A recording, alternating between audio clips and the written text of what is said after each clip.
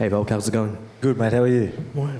So you're facing Tapura, who is something of a division boogeyman. This is obviously not the first boogeyman that you've run up against.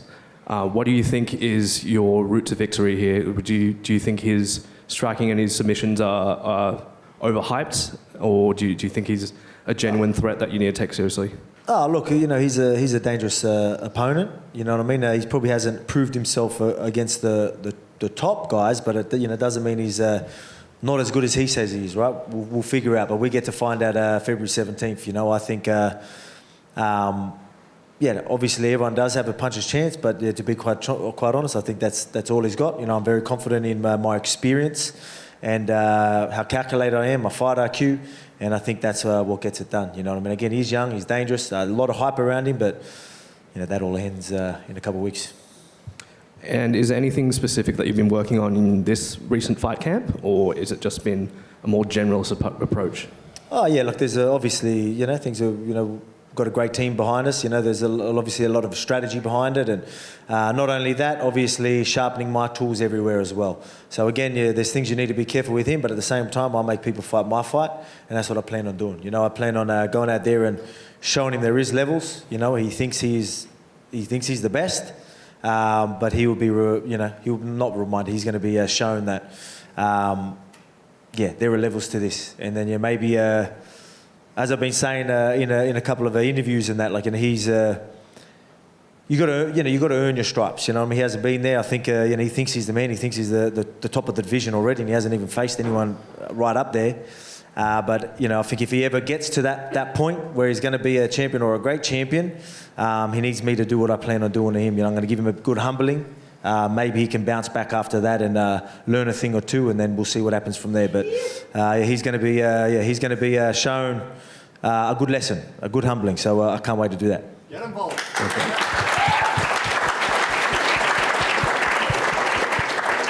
And just one for you, Rob. I'm not implying anything about Costa, but do you have anyone in mind in the event that he chooses to step away again, or a backup, if you will?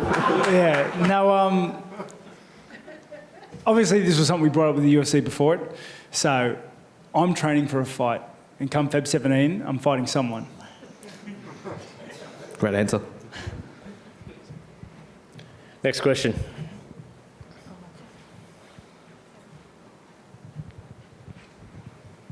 G'day Volk, where does this bloke rank compared to the others that you've defended your belt against? I mean, it's hard to say. Again, so I'm not trying to throw a heap of shade on him, but I mean, say we've a lot of fighters, we earn our respect, you know what I mean? Everyone up here, we earned our respect by fighting, tough opponents and whatnot, and I just, he hasn't had the opportunity to do that.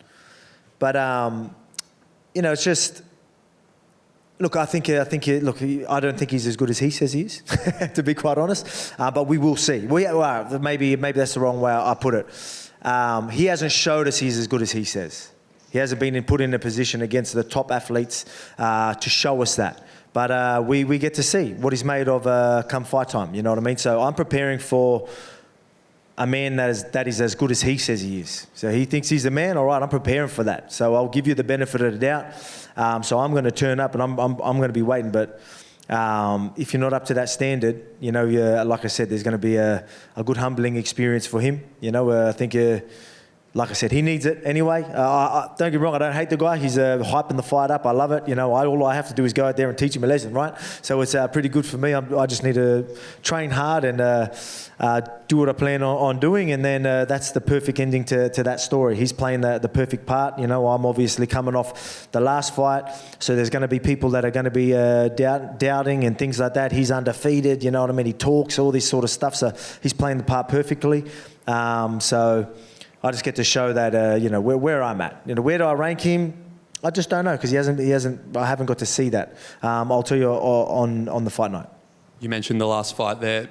Does it play on your mind at all, or does it change the way you go about things when you're coming off a loss? No, not at all. A lot of people obviously have asked that, do you, which is, funny for me, because, a lot of people be like, they're worried about getting caught. I mean, like, I've always been calculated. I'm always, I go into every fight, and again, I'm not a cocky dude, but I believe in myself. I'm very confident that the only way a lot of these guys can beat me is by catching me, and that's it. So I've always prepared. I've always fought like that, and that's the same going in here, right? Like, so I'm going to be calculated as I always am, and nothing changes. But it's for me. Unless I'm getting asked about it, I'm not really thinking about it. I'm just thinking about what I need to do to get, to be in the best physical shape, physically and mentally shape that I can be going into that fight. You know what I mean? So that's all I'm focused on. I don't really think about that. But again, that's all a part of the story. Everyone just gets to see the bounce back, and I can't wait. Rob, is that the same for you? That it doesn't really weigh on you if you come into a fight off a loss? No, it is what it is. The best way to make amends is to get back on the horse. And the only way, to prove everyone wrong is to get a win under your belt. Hey, Robbie, you mentioned with that fight camp last time, if you had your time over, you might not have taken that fight. Can you talk us through the differences now of, you're obviously in a much better place. What's the difference between now and the fight against Du Plessis? Mate, the Du Plessis camp and the fight itself is a good wake-up call. I think there's good to be had out of just about everything. And from that fight, from that camp and that preparation, we went back to the gym, we went back home, we saw things in hindsight, which is always 20/20, and we took things away that we liked, added things that we wanted to add, made some tweaks here, some changes there. And honestly, I would think it's been for the better. Like, I'm coming into this fight hungrier than ever. I've been really focusing on trying to bring that animal back. I'm not just in it, this fight, to win. I'm in it to hurt Costa. And I think that mentality is it's a powerful thing to have.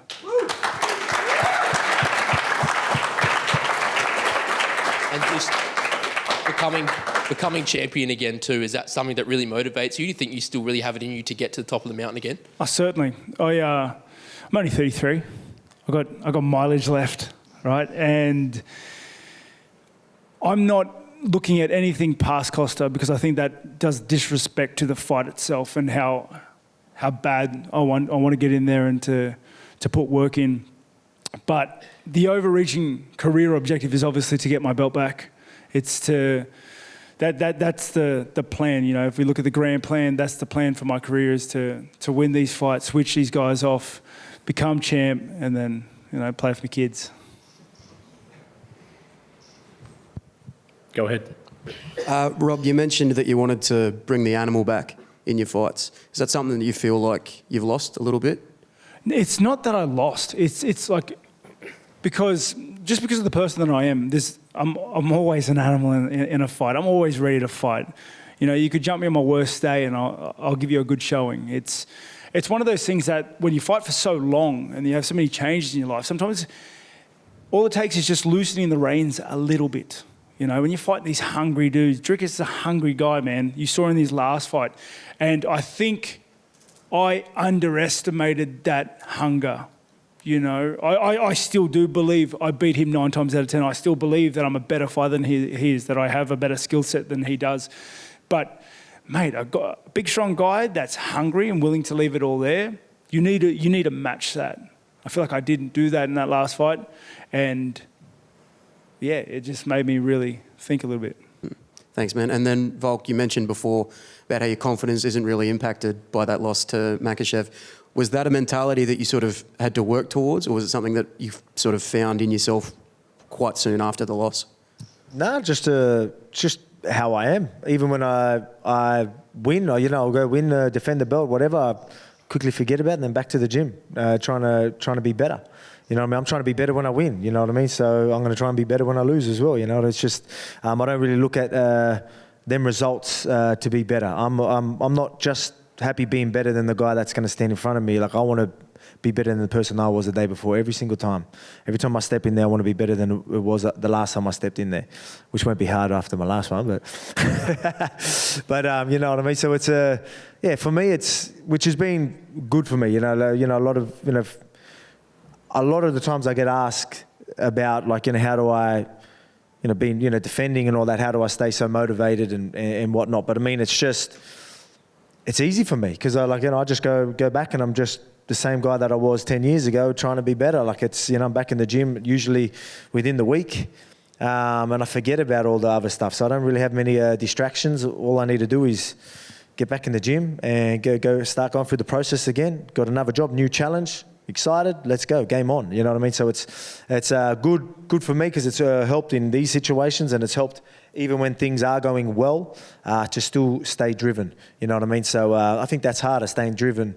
I think a lot of people struggle with staying driven when things are going to plan. It's easier to stay driven when things obviously don't. But I have the same process every single time, which is something that's definitely helped me through my whole career. Sweet. Thanks, boys. Any other questions? Yep, go ahead. Just for you, Volk, obviously coming off a loss, and it was a pretty, I guess, devastating loss for yourself. Did you have to kind of go back to find who you were, or go back to find who you were as a person and as a fighter coming off a knockout loss? No, not really. Again, that's the game. You know what I mean? I obviously, you're never going to take anything away from your opponent. He called me. It was a great setup. But I mean, at the end of the day, I'm a big believer in preparation, and and that reminded me why preparation is key. I just couldn't pull the trigger, and so I'm not being too hard on myself. You know what I mean? So I understand it was always a tall ask. Give me a full camp, but that's a tall ask against someone like Islam. 11 days notice. It's really, really tall ask. You know what I mean? And I knew that going in. I changed the mindset, told myself this is going to be the most dangerous I've been because, I've got no other option but to just go for it. And I just didn't, you know what I mean? So, but again, nothing changes for me. That was obviously different, them circumstances, but I'll be honest, I was loving every bit until it happened, I guess, and afterwards. But, it's just, it's all good. I don't know. A lot of people are going to say, is it going to affect you mentally and all that? I was like, no, man, I completely forget about it. I feel exactly how I did coming off wins. You know what I mean? That's just where it is. I'm turning up in the gym the same as I always do. Would you say, I guess, the lightweight dream is over, or is that still goal for you? Definitely not. I'm a realist, so obviously, that's it. So obviously straight afterwards, I'm a realist. I'm not expecting a rematch straight away, you know what I mean? But that's definitely something. I know everyone's going to see that, they're going to be the age thing and all that. Obviously there's going to be some people doubting, is his time done? And which is hyping up this fight, so I'm all good with it. But everyone's going to be reminded, and then everyone's going to be switching, full 180, saying there's nothing left for me in 145, and they want me to go take that lightweight belt. So that's what I'm going to plan on doing. I'm going to go out there, take care of Ilya, and then we'll see what's next. But lightweight's definitely in the near future. Robbie, for yourself, you've welcomed another beautiful baby into the world. How's that kind of affected your camp, or is that not really a bother for you? Mate, it's I don't know why, but I forgot that with the newborn, Sophia's just holding the baby 24/7. So I have to look after the other kids. I don't know how I forgot this important detail. So there's 4 other kids now that I have to make dinner for and clean up after and run around for, and it's tiring. But honestly, what would I do without it? It's everything to me, and nothing worth having is easy, and it's my drive. You could kind of bring him down to camp and show him this is what Daddy does, and I tried, because during the break, obviously, I was going to the camp, and I tried taking the boys to the gym a couple of times to watch me get flogged, and honestly, I don't think they looked up from their switches once. Not once did I see them looking over, just watching the training. Just zero interest. So they go to the gym. There's a big picture of me on the wall, and I'm pretty sure they haven't even connected the dots yet. They had zero interest just yet. And Justin, for you, you've come off 3 straight knockout wins. You're heading into this one. Do you like getting the job done in the first round, or is that not a factor for you? Yeah, it's good for the crowd, I guess. I just come in just to entertain, man, and I think that's why they included me in this card. They needed someone to set off the fireworks early, and that's my job, and I'm going to try to do my best. Thanks, boys. Who doesn't like it, eh?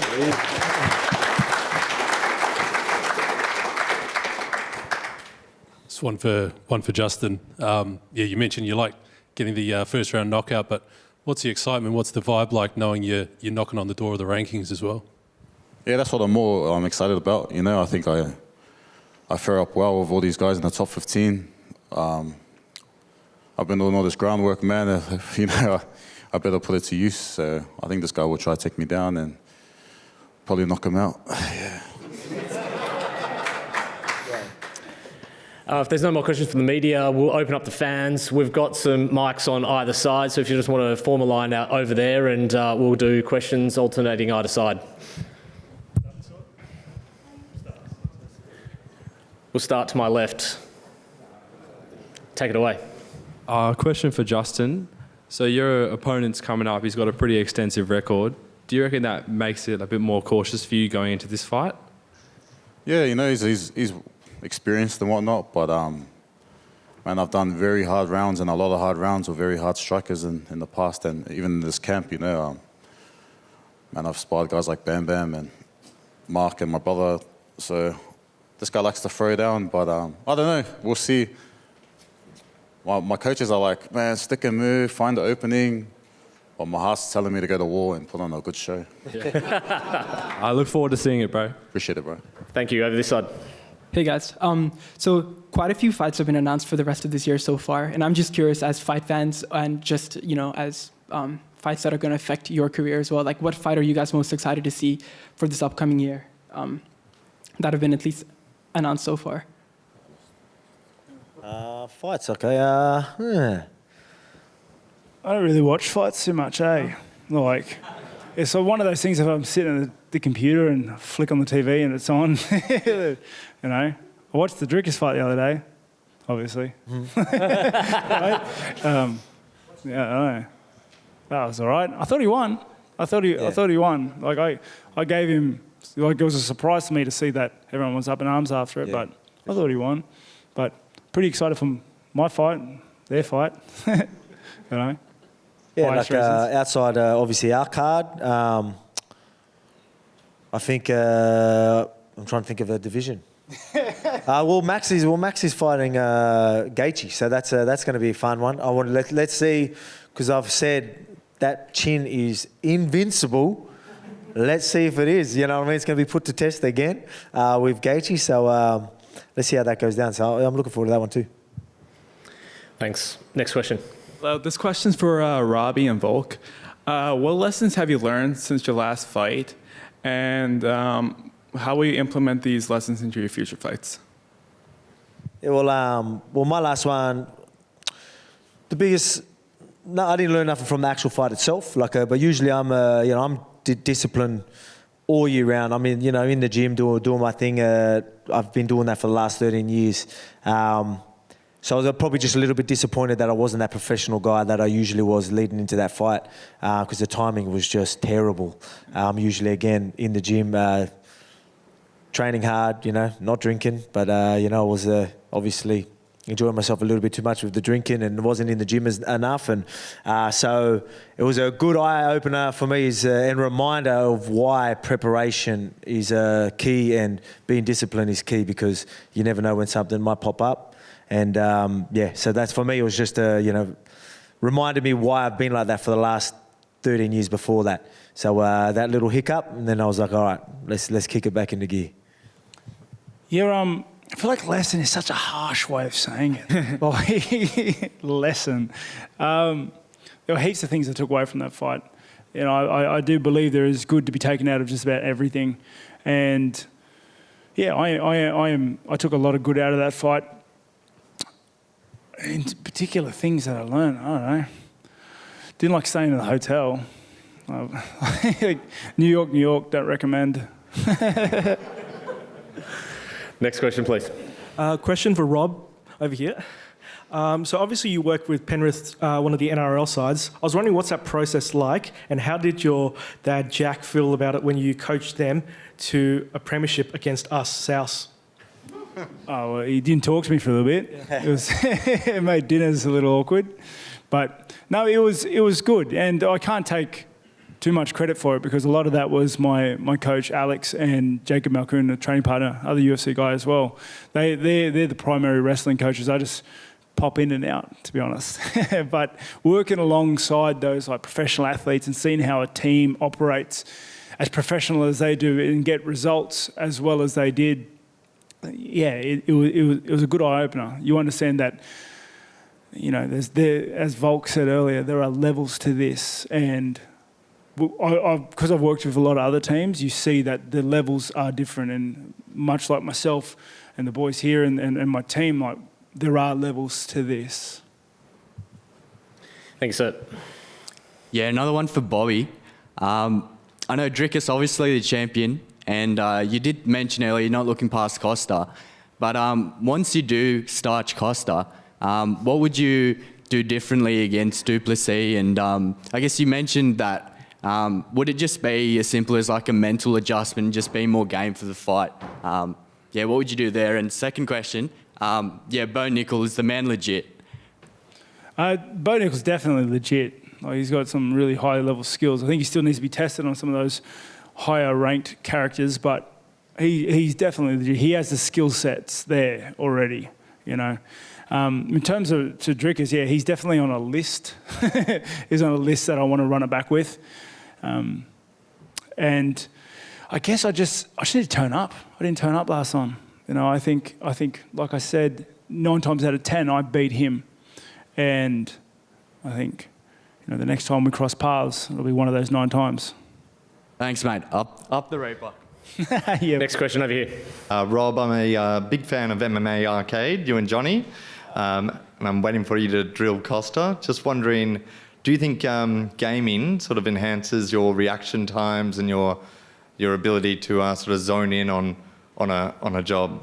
Mate, if you've seen my League of Legends, you would understand that my reaction time is terrible. It's terrible, okay? I don't think it has any correlation to that. But I do, gaming to me and video games to me has like molded my life. It has been a huge part of my life. In my younger years, it was an escape. In my later years, it was my comfort. And it's certainly got me wired. I think I think a little differently to most people just because I think in a very strategic sort of way. Because I see, like, I play a lot of games, too much games, to likewise. be honest. Like, unhealthy amounts. But, yeah, I'm a very big pro gamer. I know there are a lot of people out there that think otherwise, and I'm sure they've proven that, you know, there's multiple ways to climb a mountain. But I don't know, I love gaming. What was the question again? No question. Get them, boys. We'll take 2 more questions from either side. Thank you, sir. First question for Volk. After your fight with Topuria, where you end his hype train, is there anyone else at featherweight that you'd be thinking about? Because I know a lot of people close to the top of that ladder, you've already ended their role. So would you be looking more towards a rematch, or is there anyone who's coming up the ranks that looks more? Yeah, it's a good question. So I'm not sure. So for me, it's just I like having a clear guy, which is Topuria right now, which is unreal. But as I said earlier, that, you know, lightweights are obviously there, so that's probably something that I would look to. But because I want to fight a few times this year as well. But yeah, who's next? I don't know. Obviously, you got guys like Mosvar who's undefeated and all that, but it just needs to be clear. You know, there's guys that won't be too far off. But I guess time will tell who's there. But while we're figuring that out, we'll have some fun fights at lightweight maybe, you know? Sounds great. Thank you. Over here, please. Hey, Volk, massive fan. I just heard in your most previous loss to Islam that you mentioned that fighting is like kind of like your way of life. It helps you keep your head on straight. Mm-hmm. My question was like kind of, do you imagine what's your life outside of fighting, and how do you find, what do you think your transitioning period is in your day-to-day life to kind of keep yourself like mentally sane, just like on the straight path? Yeah, well, that's look, man. I'm pretty. I'm self-aware. Look, I'm aware that right now what makes me tick is fighting and family. Obviously, family's always going to be there. That's going to make me tick. So, like, you know, but I do know that eventually that energy on the fighting side of things is going to have to shift somewhere else. So I'm aware of that. But yeah, like I said, I'm the best version of myself when I'm making money, fighting, and fighting. Because like you said, right now that's all it is, family and fighting. So I need to capitalise on my time in this. I'm in my prime now, so I need to capitalise that. And I'm very aware of the timing. Even though I feel great right now, how long is that going to last? So let's get these fights going, and then if we do see a decline, then that's obviously when we can start focusing our energy somewhere else. But like I said, I'm pretty self-aware that I know that I ain't going to feel this good forever, and the energy is going to have to shift somewhere. Last question on this side. Hey, just for Justin Tafa, big fan by the way. Made my year last year when you knocked out Austin Lane. There's a lot of great sporting families out there. You got the Clearys, you got the Williams, Serena Williams, Venus Williams. I just want to know what it means to you to have your brother in the UFC now. Yeah, first of all, appreciate that, bro. Man, it means the world to me. We're fighting at community centers and at little taverns and stuff together, and not at, the fight event was at the taverns. There were fight shows at the taverns. We weren't fighting at the pub, maybe sometimes, but it means the world to me. That's just one of our goals. Now it's just cement our place in the history books. We look up to the brothers, the Diaz brothers, and we feel like we bring that same kind of energy, coming from Logan City. And just excited for this year. Get to see more. My brother fights next month in Las Vegas, and I fight this month, so yeah. Appreciate you, brother. Last question. Thank you, sir. Guys, this is for all. It's a nice, easy one. But what you did, Alex, in your last fight to lose that amount of weight in that amount of time is a war in itself. Just, a couple of days out of your next fights, like all three of you, what are you guys eating? And then, at the end of all that, how are you going to get back into your walking, healthy, everyday weight? Well, we're not eating what was in the kitchen that we had to walk through on the way here. So there looks like some good fried chicken and things like that. But obviously clean. Weight cutting is a big part of what we do. It's definitely clean. I've actually been very good really on the weekends. I usually like to have my cheat meals and go nuts. This time I didn't really do it this camp, so I've kept it tidy the whole way through camp. So really looking lean and mean right now. So things are going good. So the weight cut should be a lot easier for me, especially easier than the last one. 13 kilos was pretty silly, but like I said, that was me being not disciplined. We're disciplined this time. Yeah, mate, not too much. Really, a few days out from the fight, it's usually just like a bit of salmon, tiny bit of rice, maybe potato instead, a little bit of greens maybe. That's about it, 3 times a day. A couple protein balls in between so that you don't eat yourself. That's about it. Yeah. I don't know, man. I just don't eat bread. I feel like I smell bread. I blow up. So it's steak. Thanks very much, everybody, for showing up. UFC 298 live on pay-per-view on Sunday, February 18. We'll get these out. We'll take some photos on stage. We're going to take some photos. Okay, yeah. I'll try.